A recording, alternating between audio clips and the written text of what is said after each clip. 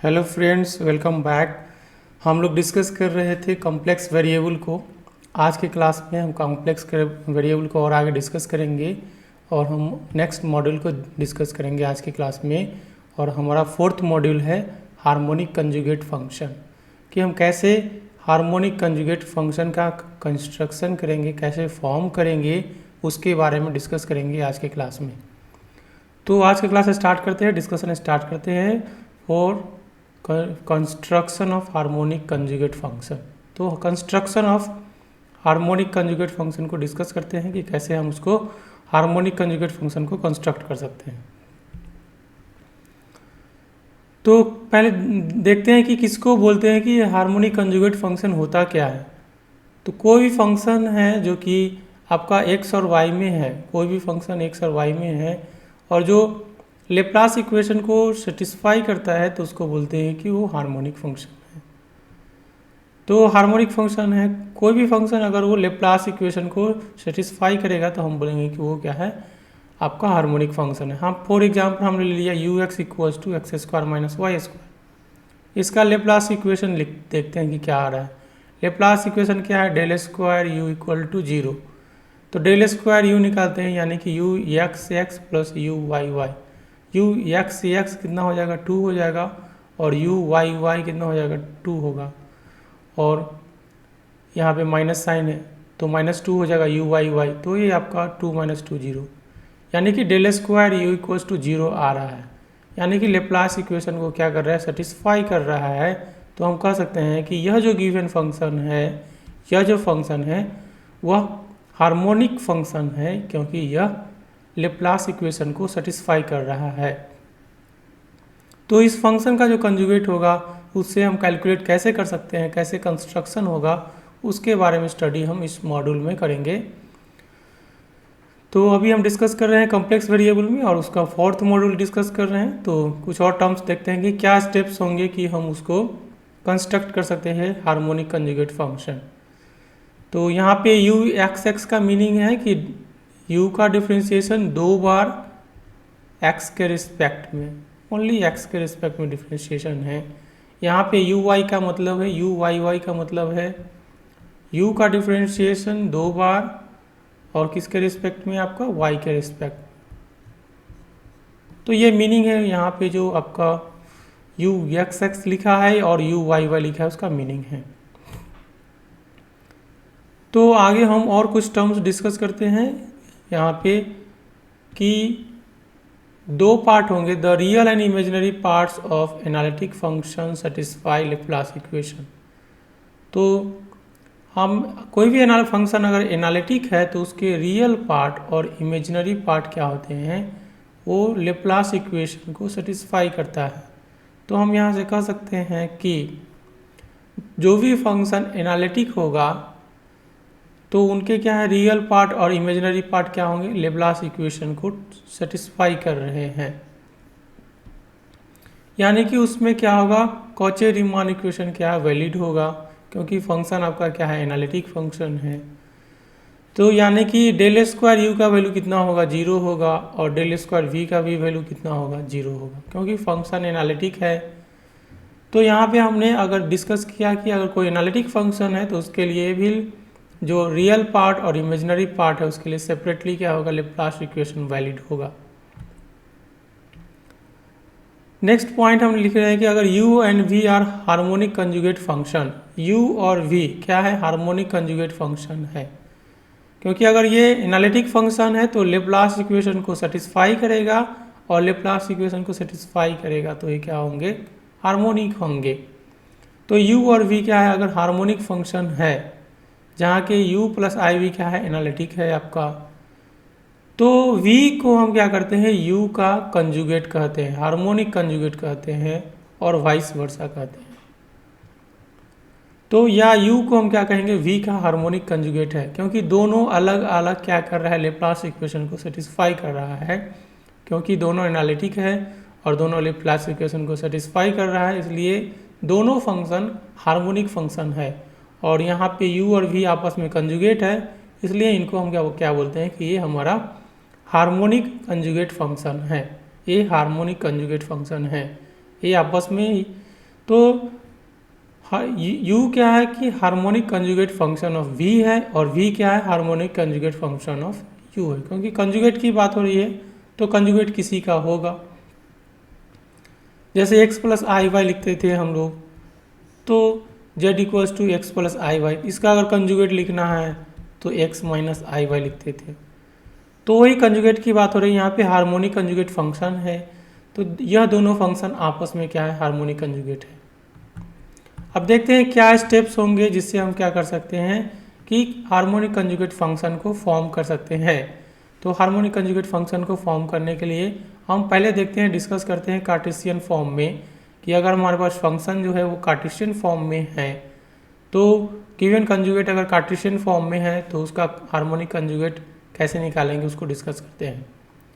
अगर मान लीजिए क्वेश्चन में आपका u गिवन है, u फाइंड आउट करना है, मान लीजिए आपको क्वेश्चन में u फाइंड आउट करना है, v गिवन है, v आपको गिवन है और v आपको गिवन है और u क्या करना है, आपको फाइंड आउट करना है। तो हम du लिख सकते हैं, u का टोटल डेरिवेटिव लिख सकते हैं, u का डिफ्रेंसिएशन x के रिस्पेक्ट में इंटू dx प्लस u का डिफ्रेंसिएशन y के रिस्पेक्ट में इंटू dy। ux को आप लिख सकते हैं vy, कैसे लिख सकते हैं, फ्रॉम कॉचे-रीमान इक्वेशन, क्योंकि फंक्शन तो एनालिटिक है, हार्मोनिक है तो ऑब्वियसली कि एनालिटिक v हो जाएगा।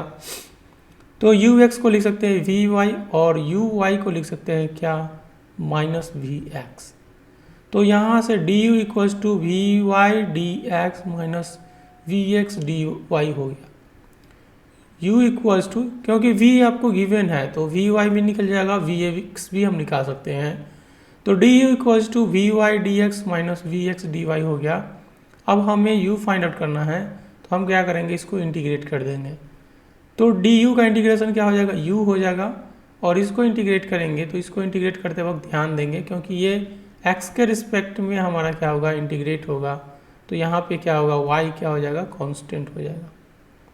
क्योंकि ये वाला टर्म आपका x के रिस्पेक्ट में इंटीग्रेट होगा तो ये यहाँ पे y क्या हो जाएगा, कांस्टेंट होगा। और इसको क्या करेंगे, विदाउट x हम टर्म्स इंटीग्रेट करेंगे, इसमें उस टर्म्स को इंटीग्रेट करेंगे जो विदाउट x है और यहाँ पे प्लस c। तो यह टेक्निक है, यानी कि इसको हमें क्या करना है, method of exact differential equation में जैसे हम इंटीग्रेट करते हैं उसके तरह, उसी तरह solution of exact differential equation को फॉलो करते हुए हम क्या करेंगे, इसको इंटीग्रेट करेंगे। तो इसको इंटीग्रेट कर देंगे, यहाँ पे y हमारा कांस्टेंट होगा, इसमें हम इंटीग्रेट कर देंगे, तो इसमें वही टर्म लेंगे जो हमारा क्या है, फ्री फ्रॉम x हो, विदाउट x टर्म्स हो। और समझने के लिए एक प्रॉब्लम लेते हैं और फिर डिस्कस करते हैं इस कॉन्सेप्ट को, कि कोई हमारे पास फंक्शन गिवन है u, और हमें क्या करना है, u गिवन है हमारे पास, हमें क्या करना है, v कैलकुलेट करना है, find its harmonic conjugate function. तो हमें क्या करना है, इसका हार्मोनिक कंजुगेट फाइंड आउट करना है। तो यहाँ से dv इक्वल्स टू हो जाएगा vx dx plus vy dy। vx को लिख सकते हैं माइनस uy और vy को लिख सकते हैं क्या, ux। कहाँ से लिख सकते हैं, अकॉर्डिंग टू कॉचे-रीमान इक्वेशन, जो हमने पिछले मॉड्यूल्स में हमने डिस्कस किया है, उस मॉड्यूल्स के बेसिस पे हम लिख सकते हैं। vy को लिख सकते हैं ux और vx को लिख सकते हैं माइनस uy। तो यहाँ से uy का वैल्यू रख देंगे, तो uy का वैल्यू कितना हो जाएगा, माइनस कितना हो जाएगा, 6x। तो ये माइनस 6x हो जाएगा, तो minus minus plus 6x dx हो जाएगा। तो ux को रिप्लेस कर सकते हैं कितना, 3x square minus 3y square से रिप्लेस कर सकते हैं, और uy को क्या लिख सकते हैं, माइनस 6xy से रिप्लेस कर सकते हैं। तो ux को इतना से रिप्लेस कर सकते हैं, uy को यहाँ से इतना रिप्लेस कर सकते हैं। तो dv इक्वल्स टू हो जाएगा 6xy dx plus 3x square minus 3y square dy। अब क्या करेंगे, इसको इंटीग्रेट कर देंगे, किससे, एग्जैक्ट का हेल्प लेके। तो इस टर्म में हमारा y क्या होगा, कांस्टेंट होगा, इसमें से वही टर्म लेंगे जिसमें कि आपका x नहीं हो, तो ये टर्म हट जाएगा आपका, तो ये हो जाएगा। तो ये 6xy dx हो जाएगा, यहाँ पे y हमारा कांस्टेंट है, और ये माइनस 3y स्क्वायर dy हो जाएगा, प्लस एक कांस्टेंट आएगा, कांस्टेंट क्यों आएगा? क्योंकि ये इंडेफिनेट इंटीग्रेशन है। तो यहाँ से इसको फर्दर इंटीग्रेट कर देंगे तो v का वैल्यू कितना हो जाएगा? 3x² minus Y Q. तो ये हमारा आंसर हो गया। इस तरह से हमने डिस्कस किया construction of harmonic conjugate function.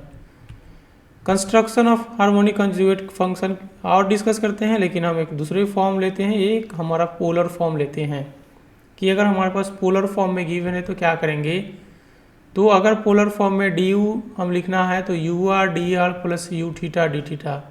According to Cauchy Riemann equation u are को लिख सकते हैं 1/r वी थीटा और यू थीटा को लिख सकते हैं माइनस आर वी आर। तो यहाँ से हम क्या करेंगे, फर्दर इंटीग्रेट कर देंगे और इसको भी एग्जैक्ट के फॉर्म में, एग्जैक्ट डिफरेंशियल इक्वेशन के इंटीग्रेट करते हैं वैसे करेंगे इसमें भी। तो यहाँ पे थीटा हमारा क्या हो जाएगा, फर्स्ट टर्म में कांस्टेंट होगा क्योंकि इसको आर के रिस्पेक्ट में इंटीग्रेट करना है, और इसमें वही टर्म लेंगे जो कि फ्री फ्रॉम क्या हो, आर हो। तो फ्री फ्रॉम आर हो 1/r we theta D r और minus are we R D theta. इसमें विदाउट आर टर्म्स लेंगे और इसमें थीटा को कांस्टेंट मानेंगे। एक प्रॉब्लम लेते हैं और इसको डिस्कस करते हैं। क्वेश्चन में गिवन है v equals to R cube sine theta. हमें क्या करना है, इसका हार्मोनिक कंजुगेट फंक्शन कैलकुलेट करना है। इसका हमें हार्मोनिक कंजुगेट फंक्शन कैलकुलेट करना है। तो हम लिख देंगे D U equals to 1/r we theta D R minus are we R D theta. D equals to हम क्या लिख सकते हैं, डी यू इक्वल्स टू हमारा क्या हो जाएगा, यहाँ से डी यू इक्वल्स टू क्या हो जाएगा हमारा U R D R plus V U theta V D theta. और फर्दर इसको हम इस तरह से लिख सकते हैं। हमने यहाँ क्या किया, डायरेक्टली लिख दिया 1/r। तो you R D R plus you theta D theta. U are को लिख सकते हैं 1/r वी थीटा और डी आर को यू थीटा को लिख सकते हैं minus are we R. V पता है तो वी थीटा हो जाएगा साइन 3 थीटा। वी थीटा क्या हो जाएगा, आर क्यू वैसे ही रह जाएगा, साइन थीटा का डिफ्रेंसिएशन हो जाएगा कॉस थीटा इंटू 3। तो 3 cos theta R cube into 3 cos 3 theta हो जाएगा आपका। तो आर क्यू 3 आर, तो यहाँ पे जो वी थीटा हो जाएगा वो 3 आर क्यू कॉस 3 थीटा हो जाएगा और वी आर जो हो जाएगा वो 3 आर स्क्वायर साइन 3 थीटा हो जाएगा। इसके वैल्यूज इसमें पुट कर देंगे तो D equals to 3 R square cos 3 theta. V theta की जगह हम लिखेंगे कितना 3 आर एस क्यू, तो एक आर कैंसिल आउट हो जाएगा तो 3 R square cos 3 theta D R minus 3 R cube, ये आर पहले से है तो R cube sine 3 theta D theta. इसको इंटीग्रेट कर देंगे, यहाँ पे हम मान के चलेंगे हमारा थीटा कांस्टेंट है और इसको इंटीग्रेट कर देंगे और क्या करेंगे, फ्री फ्रॉम हमें क्या करना है, आर होना चाहिए, फ्री फ्रॉम आर। लेकिन यहाँ पे फ्री फ्रॉम आर कोई टर्म ही नहीं है तो ये 0 हो जाएगा। तो इसका इंटीग्रेशन कितना हो जाएगा, आर क्यू बाई 3 से कैंसिल आउट हो जाएगा इंटू कॉस 3 थीटा। ये वाला टर्म क्या हो जाएगा, 0 हो जाएगा क्योंकि कोई ऐसा टर्म है ही नहीं जिसमें कि विदाउट आर आपका हो। तो इस तरह से हमने u का वैल्यू कैलकुलेट कर लिया जो कि हार्मोनिक कंजुगेट फंक्शन है। किसका, हार्मोनिक कंजुगेट फंक्शन v का है। तो एक और क्वेश्चन लेते हैं और हार्मोनिक कंजुगेट फंक्शन को और थोड़ा डिस्कस करते हैं। हमें दिया हुआ है कि u इक्वल्स टू दिस है तो f ऑफ z लिखना है। f of z equals to होता है u प्लस आई वी, यानी कि u तो पता है, v का वैल्यू कैलकुलेट करना है तो v को लिख सकते हैं। तो इसका एक शॉर्टकट फार्मूला भी डिस्कस करते हैं कि कैसे शॉर्टकट फार्मूला होगा। एक तो अभी हमने टेक्निक देखा, अभी दूसरा टेक्निक है शॉर्टकट फार्मूला। डायरेक्टली जो होगा f ऑफ z जो होगा वो 2u z/2 z/2i minus u 0 plus c i. इस फार्मूला से हम क्या करेंगे, directly f of z calculate कर लेंगे। कैसे कैलकुलेट करते हैं, इसका यूज कैसे करते हैं देखते हैं। 2u की जगह क्या है आपका X square minus Y square, तो 2 इसके जगह हम क्या करेंगे X square minus Y square लिख देंगे। तो लेकिन यहाँ पे एक्स स्क्वायर और माइनस वाई स्क्वायर की जगह एक्स की जगह क्या रखेंगे z/2 और y की जगह क्या रखेंगे z/2i। तो जेड स्क्वायर माइनस z/2i का होल स्क्वायर हमने लिख दिया यहाँ पे। तो u की जगह हमने क्या लिखा है, a वैल्यू रख दिया है। u 0 0 है तो यहाँ पे भी 0 होगा, ये भी 0 हो जाएगा, और प्लस सी आई। इसको फर्दर सिंप्लीफाई करेंगे तो यहाँ पे जेड स्क्वायर बाई 4 हो जाएगा। तो जेड स्क्वायर बाई 4 माइनस आपका ये हो जाएगा कितना, जेड स्क्वायर बाई 4 प्लस ए सी आई हो जाएगा। तो यहाँ पे ये आपका कितना हो जाएगा, Z square by 4 plus Z square by 4, तो Z square by 2, Z square by 4, Z square by 4 और 2u, यहाँ पे 2 भी आएगा तो ये 2 से हो जाएगा आपका कितना, ये 2 आएगा, जेड स्क्वायर बाई 4 हो जाएगा, Z square by 4, I square minus 1 हो जाएगा, ये प्लस 1 हो जाएगा। यहाँ 2 भी है तो इस 2 को भी बाहर रख सकते हैं, ये 2 भी बाहर रहेगा। तो Z square by 4, Z square by 4 यानी तो 2 भी है आपका, तो यानी कि एफ ऑफ जेड हो जाएगा कितना, जेड स्क्वायर प्लस सी आई, ये आपका आंसर हो जाएगा। तो ये एक शॉर्टकट फार्मूला था। एक और क्वेश्चन देखते हैं इस फार्मूला पे। तो यहाँ पे F of Z equals to कितना है आपका, U equals to X cube minus 3x square X Y square plus 3x into plus 1, इसका एफ ऑफ जेड निकालना है। ये फार्मूला बहुत ही यूजफुल होगा, shortcut formula 2u Z by two I minus इतना लिख देंगे हम, u की जगह 2 तो है, यहाँ पे x की जगह कितना लिखेंगे, जेड बाई 2, तो जेड बाई 2 का q हो जाएगा। तो ये जेड क्यू बाई 2 हो जाएगा प्लस 3 जेड बाई 2 प्लस 1, और यहाँ माइनस 1 और प्लस सी आई आपका हो जाएगा। इसको फर्दर सिंप्लीफाई करेंगे तो एफ ऑफ जेड आपका इतना हो जाएगा। तो इस तरह से हमने क्या किया, एक शॉर्टकट फार्मूला लिया और उसको सॉल्व कर दिया है। यहाँ पे x की जगह क्या करना है, इस टर्म में x की जगह क्या करना है, जेड बाई 2 यूज करना है, और y की जगह क्या करना है, जेड बाई 2 या 2i यूज कर लेना है। तो और इसको सिंप्लीफाई करेंगे तो ये हमारा इतना टर्म्स हो जाएंगे। तो फाइनली एफ ऑफ जेड जो है z cube plus 3z plus 2 plus 1 plus c i आपका हो जाएगा, ये आपका आंसर हो जाएगा। तो इस तरह से हमने डिस्कस किया हार्मोनिक कंजुगेट फंक्शन को। तो हार्मोनिक कंजुगेट फंक्शन को हमने डिस्कस किया है, तो आगे डिस्कस करेंगे हमने कॉम्प्लेक्स इंटीग्रेशन को। तो आज का क्लास यहीं पे क्लोज करते हैं, मिलते हैं कॉम्प्लेक्स इंटीग्रेशन के साथ नेक्स्ट क्लास में। Thank you so much for attending the class, see you in the next class, thank you so much.